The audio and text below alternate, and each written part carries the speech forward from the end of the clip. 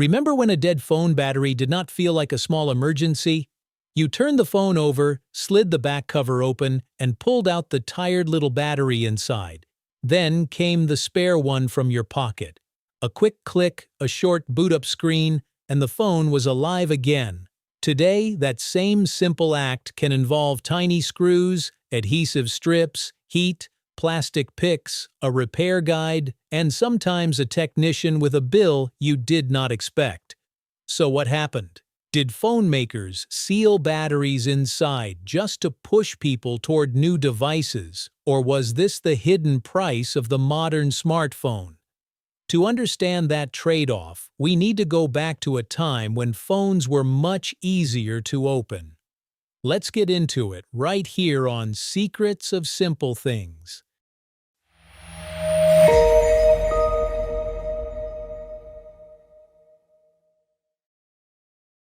When phones were built to be opened. In the late 1990s and early 2000s, opening a phone was not a repair job. It was part of normal use. Many Nokia, Motorola, and Samsung models had plastic backs that snapped off with a finger.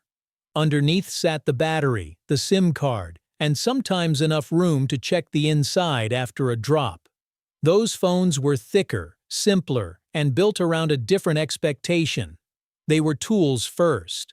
A good phone had to survive a pocket, a workday, a crowded bag, and a few clumsy accidents. It did not need to look like polished glass. The battery mattered because it was often the weakest part of the experience. Even with small screens and basic features, early mobile batteries could struggle through heavy use. Travelers, drivers, and people away from wall outlets often carried a second battery the way people carry power banks today.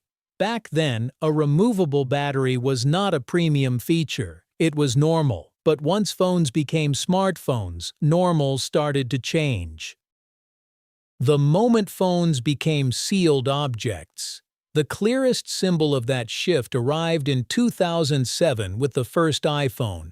It was not the only phone pushing the industry towards sleeker design, but it made the idea feel unavoidable. A large glass front, a smooth body, and no back cover for the user to pop open. The battery was inside, out of reach. In return, the device felt cleaner, tighter, and more like one finished object than a collection of removable parts. For buyers, the way a phone felt in the hand was becoming part of its value. Other manufacturers noticed quickly. A sealed battery gave designers more control over the frame, the shape, and the internal layout. From that point on, phones were no longer designed as things you opened. They were designed as things you touched only from the outside. The first trade-off was hidden in the frame. The space it took. A removable battery sounds simple because the user only sees the part that comes out.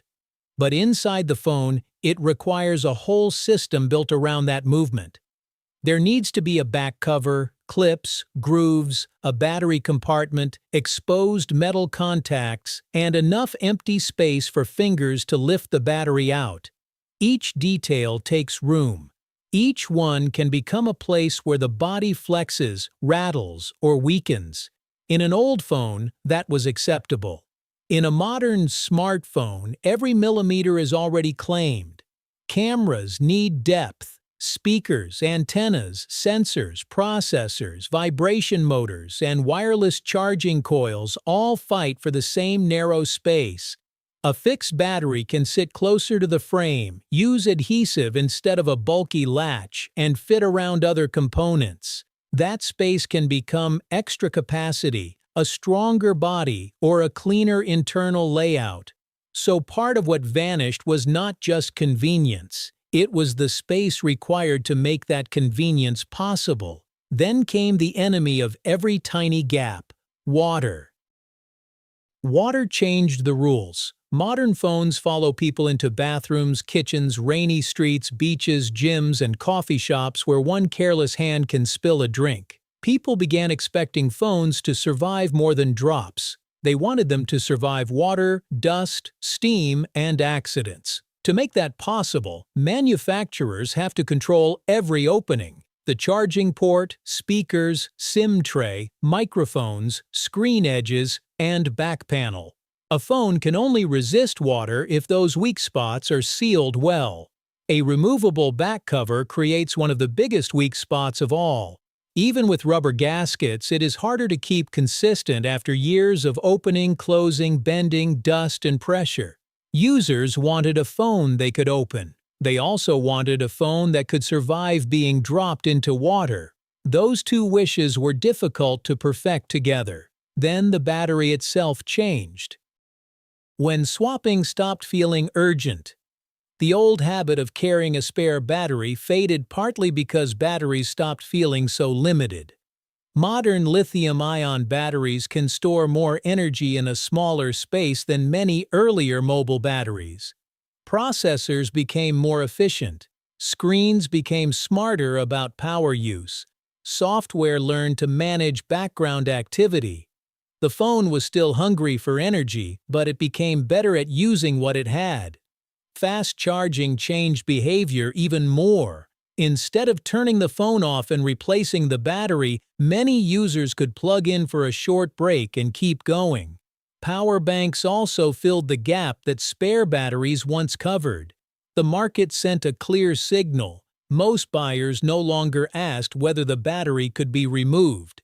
They asked how long it lasted and how fast it charged. Modern batteries still wear down, but in daily life, swapping one no longer felt urgent enough to protect as a mainstream feature. At the same time, phones were becoming objects of status and taste. The locked-back luxury. Older phones used plastic because plastic made sense. It was light, cheap, durable, and easy to snap open. A plastic back could bend slightly, click into place, and be removed again without drama. But as smartphones moved into the premium category, buyers began expecting glass backs, aluminum frames, stainless steel edges, thin borders, and smooth surfaces with no visible seams. The phone was no longer just something you used. It was something you held, displayed, and judged by touch. Glass cannot flex like plastic. Metal can open, but making it open repeatedly without gaps, looseness, or extra thickness is much harder. A sealed body made the phone feel more expensive, more solid, and more futuristic, and consumers rewarded that look. We do not only buy a phone that works well, we buy the feeling that it is one complete object. Behind that polished surface was another reason for control: safety. The risk inside the battery. A modern phone battery looks quiet, but it holds a lot of energy in a very small space. That makes it useful and sensitive. If a lithium-ion battery is bent, punctured, crushed, overheated, or replaced with a poor quality part, it can swell, short-circuit, or in rare cases, catch fire. Most users never see that danger because batteries are designed to stay stable under normal use. A removable battery makes the part easier to reach. That is convenient, but it also creates more chances for damage, dirt, bad contacts, and weak third-party parts. High-profile battery failures also made the industry more cautious about how much control users and unofficial repair markets should have around that component. With a sealed battery, manufacturers can control the shape, adhesive, thermal protection, sensors, and repair process. But safety was not the only thing this design protected. The same sealed design also gave companies a business advantage. The business advantage of a battery you cannot reach. A battery is one of the first parts of a phone to show its age. The screen may still be sharp. The camera may still take good photos. The processor may still handle daily tasks. But when the battery starts dropping fast or needing a charger by lunchtime, the whole phone suddenly feels old. In the past, that problem had a simple answer: open the back, replace the battery, keep using the phone. With sealed smartphones, the answer became slower and more expensive. You may need an appointment, a service fee, special tools, and the risk of damaging something else. At that point, a new phone starts to look like the easier choice. This does not require a simple conspiracy. The engineering reasons are real. So is the business advantage. A battery you cannot easily reach makes people less likely to repair, more dependent on official service, and more willing to upgrade sooner. When the battery is locked inside, the lifespan of the phone is no longer fully in the user's hands. That is why this debate became part of a larger question: the right to repair. The right to repair pushback. Right to repair advocates argue that buying a device should not mean surrendering control over it. If a battery is the part most likely to wear out, users should have a reasonable way to replace it. That does not mean returning to the old Nokia-style back cover. Modern phones are more complex than that, but replacement should not require mystery, fear, or a bill so high that throwing away the device feels normal, and the cost does not end with the owner. A phone discarded mainly because of a weak battery carries away rare materials, glass, metals, chips, and the energy used to build it. Maybe the old removable battery will not return exactly as we remember it. But the idea behind it is coming back. The most fragile part of a device should not be the hardest part to change. So what did we gain when removable batteries disappeared, and what did we lose? The price of a perfect phone. Removable batteries did not disappear because of one simple decision. They faded because smartphones changed around them. The modern phone had to become slimmer, stronger, water-resistant, safer, easier to shape, and more desirable as a premium object.